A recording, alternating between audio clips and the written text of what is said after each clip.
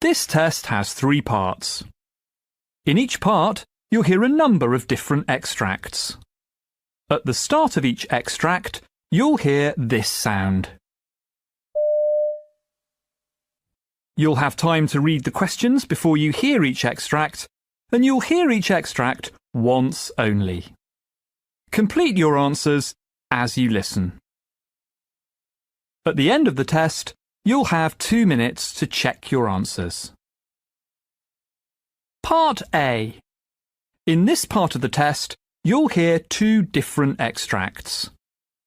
In each extract, a health professional is talking to a patient. For questions 1 to 24, complete the notes with information you hear. Now look at the notes for extract 1.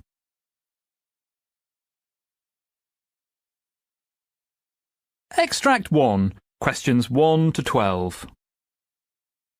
You hear an obstetrician talking to a patient called Melissa Gordon. For questions 1 to 12, complete the notes with a word or short phrase. You now have 30 seconds to look at the notes.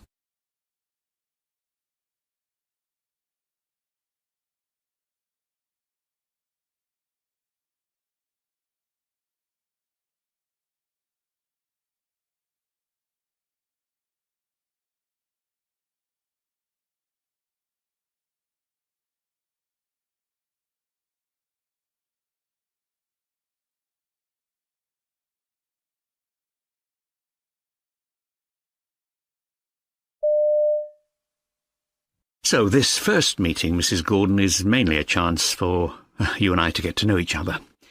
I'll ask about your medical history, and this is also an opportunity for you to ask me any questions that you've got at this point. Sure. So some background. What kind of work do you do? I have a job at an engineering company. I'm a computer programmer.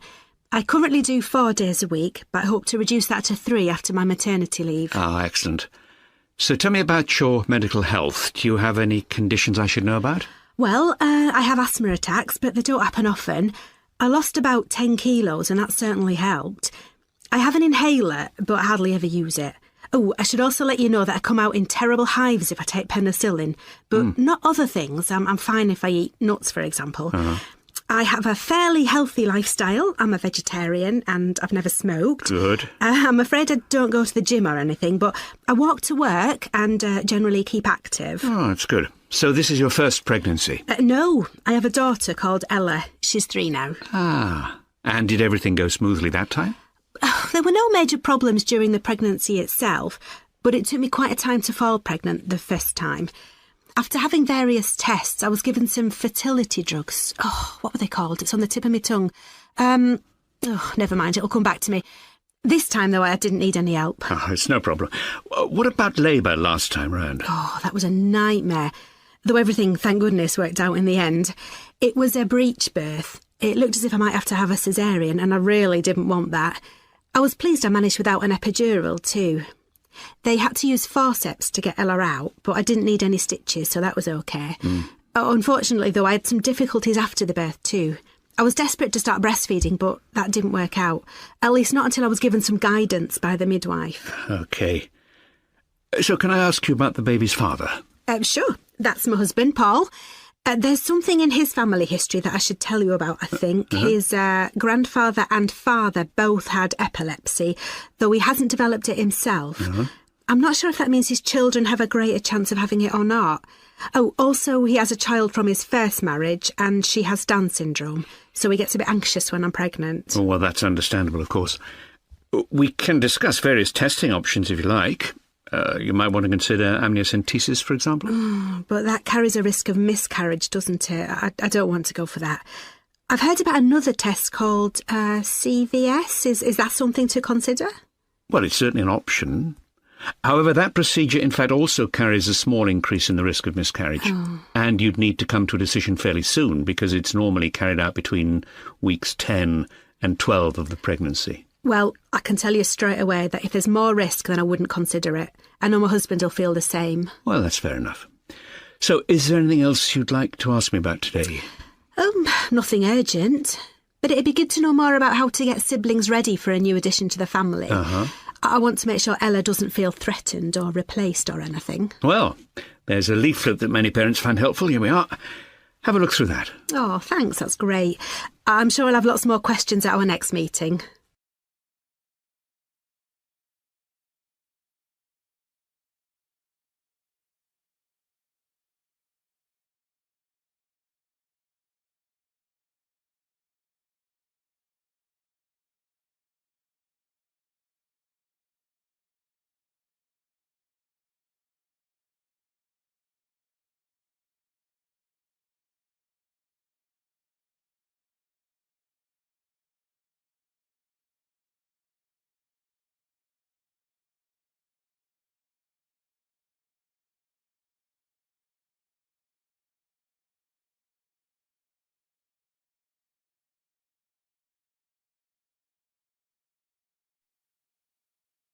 Extract 2.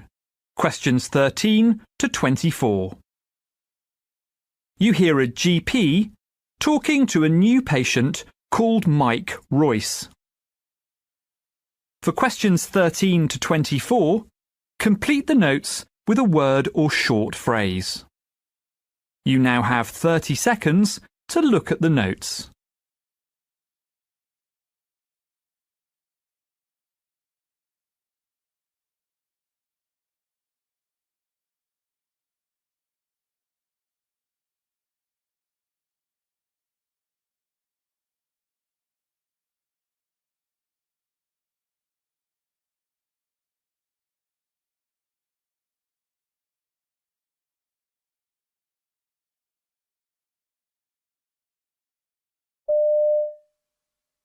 Hello? Coming in. You must be Mr. Royce. I understand that you've just signed up with the practice. Yeah, that's right, Mike Royce. I've joined this practice because my previous GP retired and he suggested I come here. Right, and I understand you've got an ongoing medical condition you're worried about? Perhaps you'd like to start by telling me about that. How did it start? Well, I suppose it started out as a really strong pain in my left knee. I think it's called the medial meniscus. Mm-hmm. Is that right? Mm-hmm. It came on whenever I tried to bend the knee more than normal. Then I tripped while climbing some stairs at work, and that seemed to make things worse. I started to get these very tender bumps all over the back of the knee. Right. They were very painful, even just lightly touching them. The doctor called them trigger points. Yeah, that's right. They're called that because pain frequently radiates out from them when touched. And how did that affect you day to day? Well, I went back to work after a week or so, but I was still having knee problems. I couldn't really squat properly or climb ladders. That's important in my job. I'm a painter, you know, and I'm always having to get into awkward positions. Anyway, I kept going back to my old GP explaining that I still had severe pain whenever I tried to bend my knee. He gave me all these exercises to do, and I tried doing them. I really did. I made sure I did gentle stretches before I did anything more energetic, everything really. I tried resting like he told me. I used ice packs when it got sore, but nothing really worked. Right, I see. But then the doctor decided I might be suffering from tendinitis, so he sent me for some rehab work in the hospital. That actually did seem to work, at least at first. But I'm guessing not for long. Right, the problem came back. I kept telling the doctor that my knee still wasn't healed, but it was actually my physiotherapist in the hospital rather than my old GP who noticed that something was wrong with my muscles. He wouldn't say what it was, but I knew something was up. He was doing myofascial release on my hamstrings, and I was in agony. Right, so did you go back to your GP? I did, but he didn't know what I should do about it, so I left feeling completely fed up. That's one of the reasons I decided to come here. Okay. I just feel like nobody's taking this seriously. I think it's affecting my life in lots of other ways too. The worry's giving me insomnia, for one thing. I don't think I have actual depression, but I certainly suffer from constant anxiety about when it's going to flare up. Is there anything that you're particularly worried you might have? Well, I've researched this pain I'm getting. To be honest, I'm convinced I've got fibromyalgia, not just some simple muscle problem, because I fit most of the symptoms, and I've had pain absolutely everywhere. Look, I've even kept a pain diary so that I could track what I did that set it off. You know, the weather, if I was working or not, where it was affecting me, what it felt like. Oh, good. I figured out from this that it's usually in the same places that I mentioned earlier, plus some newish places too. My shoulders and elbows. And I know that my knee's actually one of the more tender points for it. What do you think? Look, I must say from what you've told me so far that I'm concerned enough to look into that possibility. So as a next step, we need to get you seen by a rheumatologist. This is a notoriously difficult condition to diagnose, as I'm sure you're aware, because so many of the symptoms overlap with other conditions too. I won't be happy to be proved right, but I'll certainly be glad to get some answers at long last.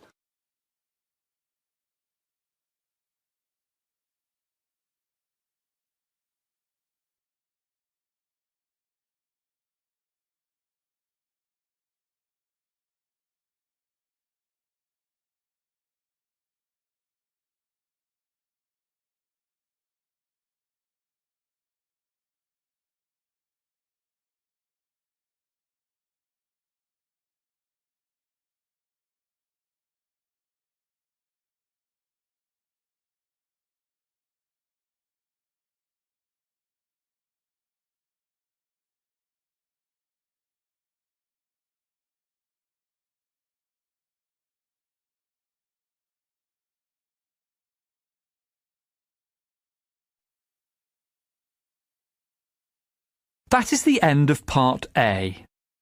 Now look at Part B.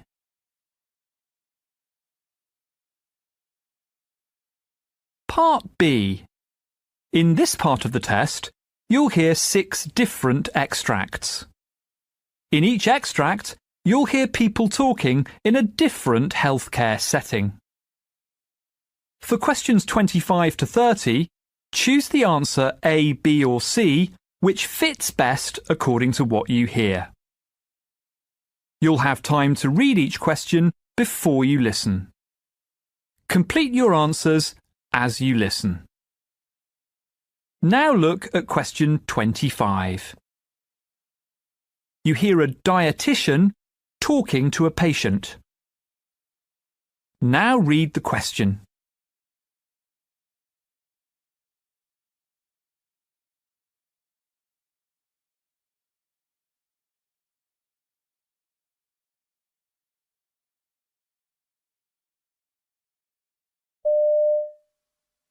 So what seems to be the problem? I feel such a failure. I'm sure people think that if I just tried harder, I could lose weight. Maybe I need more willpower. Well, firstly, well done for seeking medical help. Actually, being overweight or obese is a medical problem because being overweight changes how your body works. Oh, thanks, but I do feel that it's my fault for being this way. Well, I hear what you say, but please understand that these days we consider that obesity is a disease, like high blood pressure or asthma. You see, the body's signals to the brain stop working correctly when you're overweight, and with time you feel less full, even if you eat the same amount. And when you cut calories, your body tries to use less energy to keep your weight the same.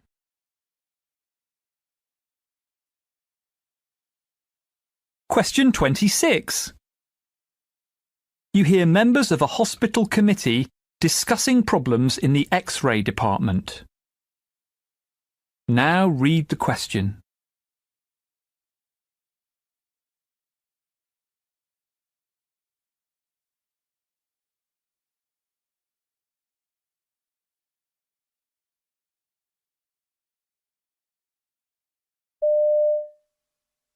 So next on the agenda is the problems in the X-ray department. Nick, would you like to fill us in here?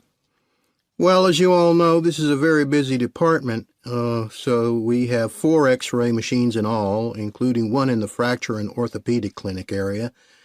But recently, one of the other X-ray machines developed a fault, and so we had to apply for authorization for the purchase of a new tube for it. There's been some kind of hold-up with the paperwork, and while we've been waiting, patients are being brought into the fracture and orthopedic area for X-rays there instead. And of course, that's causing further congestion.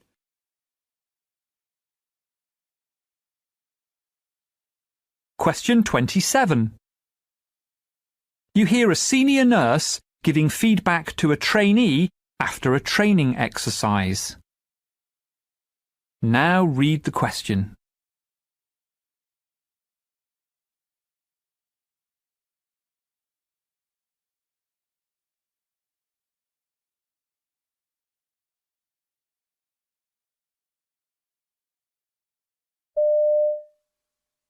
OK, that went quite well, didn't it? But it took you a while to work out where the CPR board was kept. Yeah. So what does that tell you about this scenario? We need to check where things are before doing anything else. Exactly. And of course, it takes a second or two to put the head of the bed down, because you've got to have that part of the bed flat before you slip the board in. I wish there was a quicker way. So, do I put the CPR board under, or would I normally hand it over to somebody else? It makes no difference as long as it's done.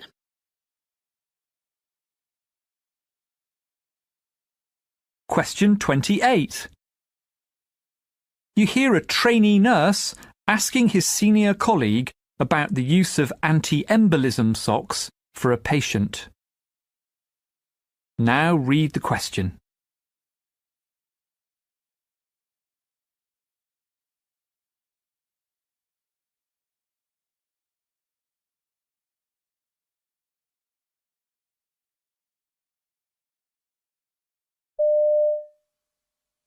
I noticed that Mrs. Jones isn't wearing the usual anti-embolism socks, but I didn't want to ask her why not because she was asleep.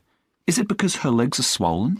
Well, sometimes we don't recommend the socks if there's severe swelling with edema, but that's not the case here. Mrs. Jones was actually given them initially on admission last night, but she told us this morning that her lower legs were feeling numb. She described it as having no feeling. Until we've checked out the reason for that, for example, it could be an underlying condition which could damage her arterial circulation. We're reducing the risk of thrombosis by pharmacological means. Oh, I see.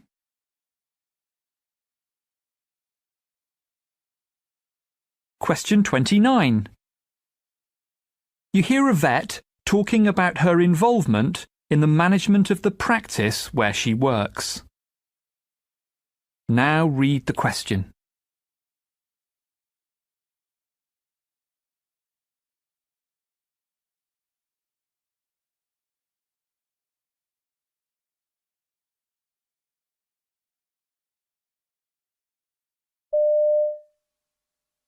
At first, when I took over the financial running of the practice, I felt rather thrown in at the deep end.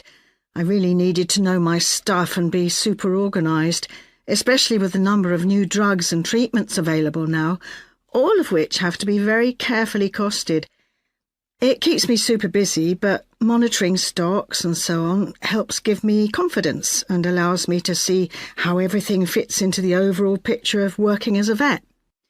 My manager's more than happy to leave me to run this side of things. He's in overall charge, of course, but I can always go to him if there's a problem. I keep him closely informed of what's happening. He's always pleased if I manage to make savings anywhere.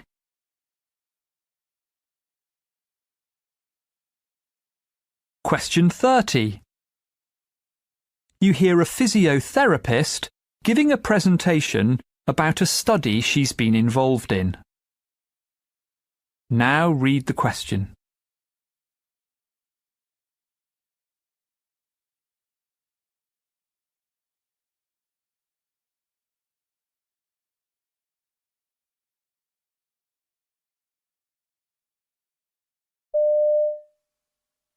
I'm a physiotherapist, and I'm presenting our poster about constraint-induced movement therapy for children suffering from partial paralysis following brain surgery.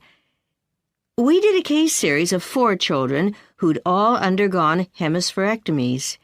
They were admitted to inpatient therapy within 2 weeks post-op and began therapy 2 to 3 weeks post-op. The therapy continued after they were discharged. Our findings were that 3 of the kids regained excellent function and mobility with ambulation and upper extremity function. 1 didn't do so well, unfortunately, but he gave up the therapy early on. This type of movement therapy has been used a lot in adult populations following stroke. The findings here promote moving forward with further research on the pediatric or adolescent population following either hemispherectomy or other surgeries to help us decide how appropriate this therapy would be for them.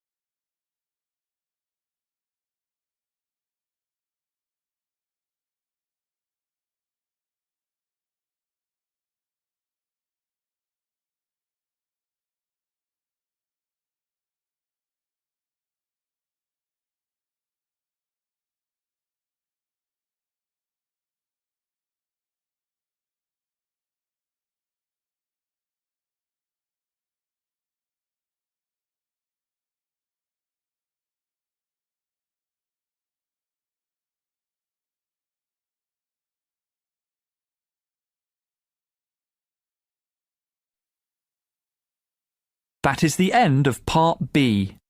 Now look at Part C.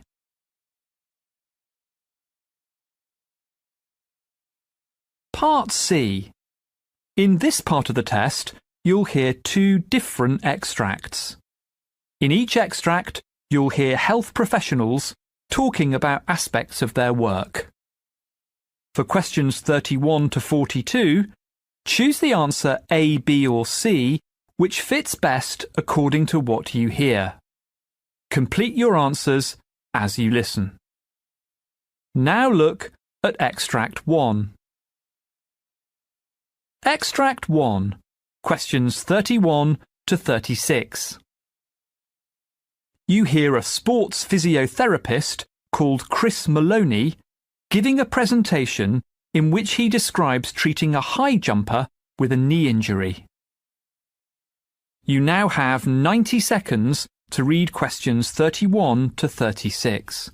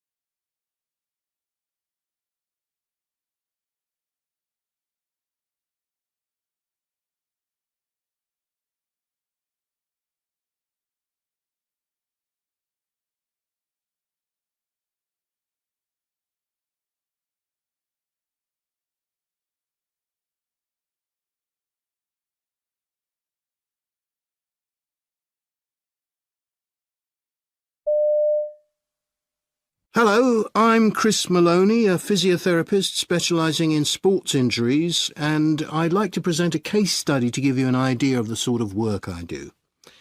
It features a very successful high jumper in her mid-20s who was referred to me with severe pain in her right knee, and that's the leg she takes off from when she jumps.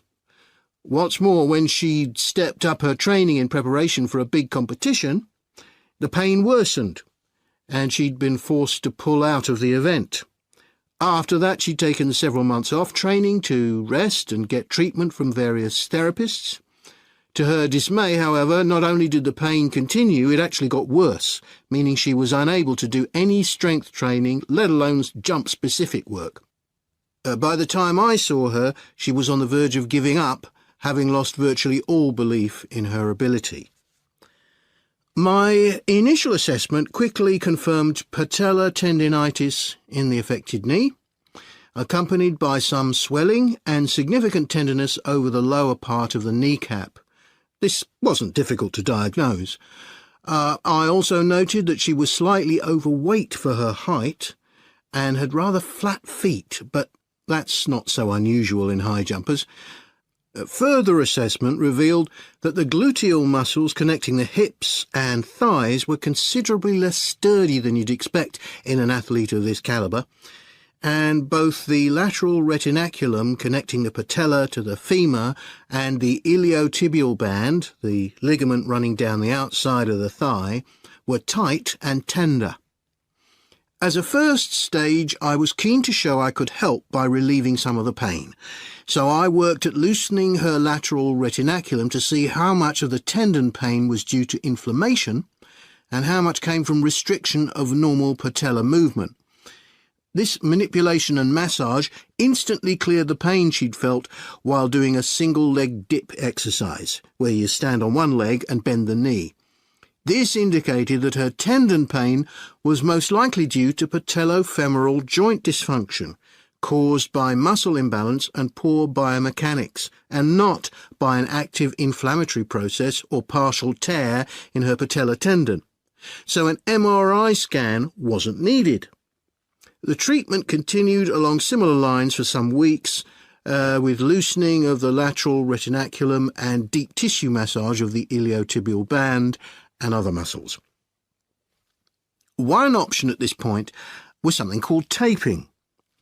This is a way of reducing pain so that athletes can continue with strength exercises. But it seemed clear from early on that we shouldn't put taping on this patient's patella and tendon until she started jumping again. She was getting pain relief and progress simply from the manual techniques, and taping might have led to problems later on. Athletes often become dependent on tape and other accessories. In other words, instead of aiming for 100% muscle strength and joint position control, they settle for 80% plus artificial support.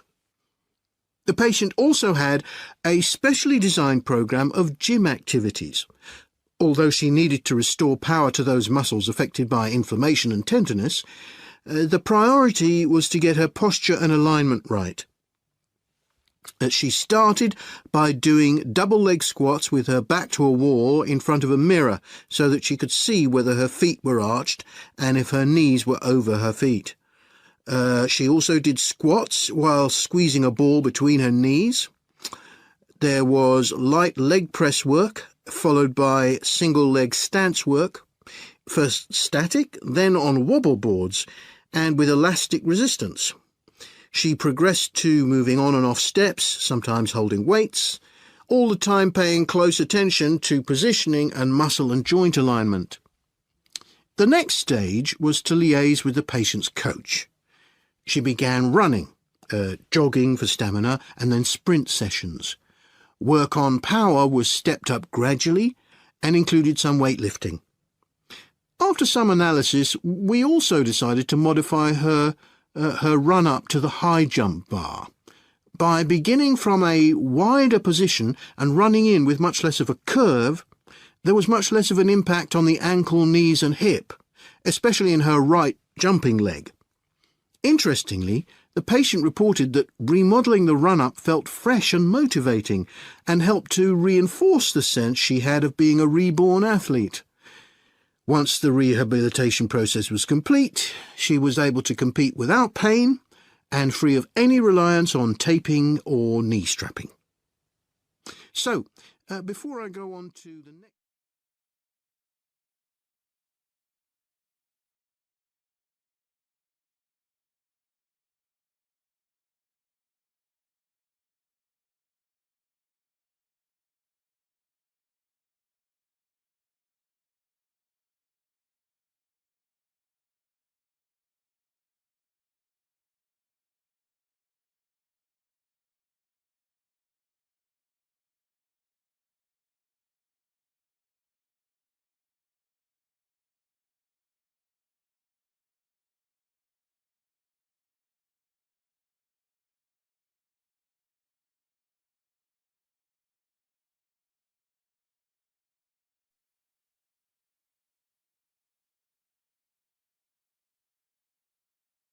Now look at Extract 2.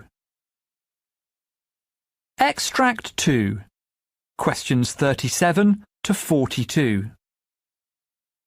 You hear a clinical psychiatrist called Dr. Anthony Gibbons giving a presentation about the value of individual patients' experiences and stories in medicine.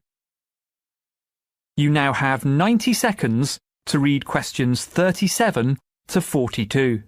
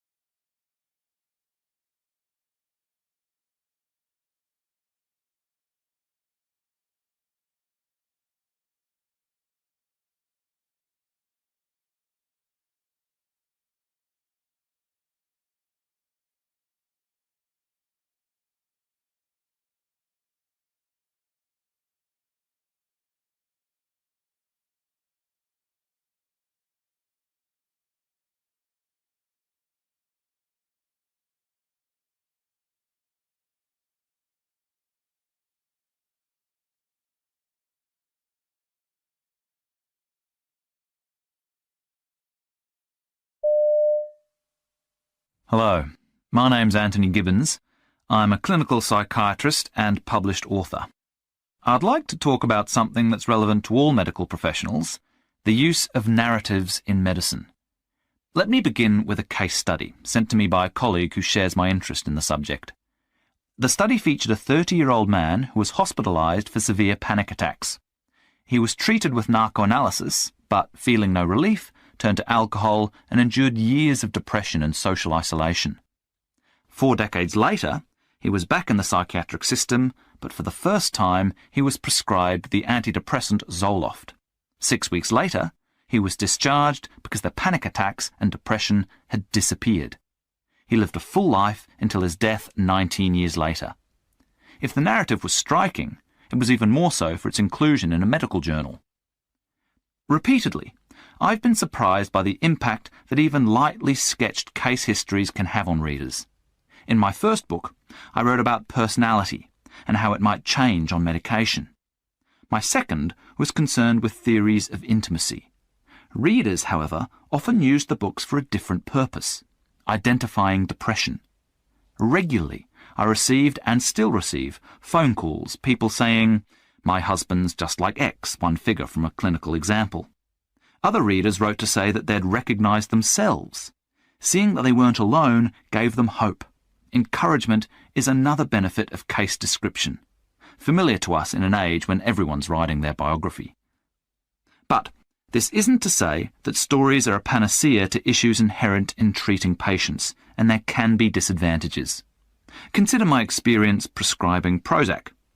When certain patients reported feeling better than well after receiving it, I presented these examples first in essays for psychiatrists and then in my book, where I surrounded the narrative material with accounts of research.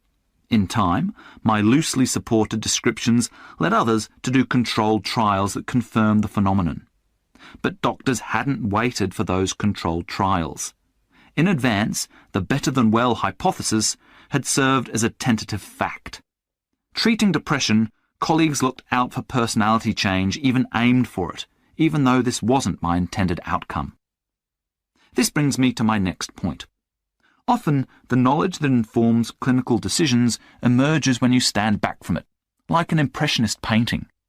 What initially seems like randomly scattered information begins to come together, and what you see is the bigger picture. That's where the true worth of anecdote lies.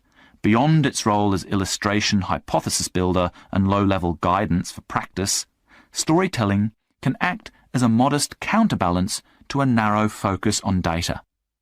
If we rely solely on evidence, we risk moving toward a monoculture, whereby patients and their afflictions become reduced to inanimate objects, a result I'd consider unfortunate, since there are many ways to influence people for the better. It's been my hope that while we wait for conclusive science, stories will preserve diversity in our theories of mind. My recent reading of outcome trials of antidepressants has strengthened my suspicion that the line between research and storytelling can be fuzzy.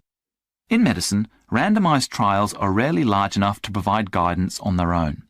Statisticians amalgamate many studies through a technique called meta-analysis.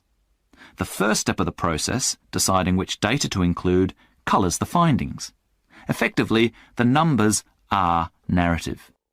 Put simply, evidence-based medicine is judgment-based medicine, in which randomized trials are carefully assessed and given their due. I don't think we need to be embarrassed about this. Our substantial formal findings require integration. The danger is in pretending otherwise. I've long felt isolated in embracing the use of narratives in medicine, which is why I warm to the likelihood of narratives being used to inform future medical judgments. It would be unfortunate if medicine moved fully to squeeze the art out of its science by marginalising the narrative. Stories aren't just better at capturing the bigger picture, but the smaller picture too. I'm thinking of the article about the depressed man given the drug Zoloft. The degree of transformation in the patient was just as impressive as the length of observation. No formal research can offer a 40-year lead-in or a 19-year follow-up. Few studies report on both symptoms and social progress. Research reduces information about many people. Narratives retain the texture of life in all its forms. We need storytelling, which is why I'll keep harping on about it until the message gets through.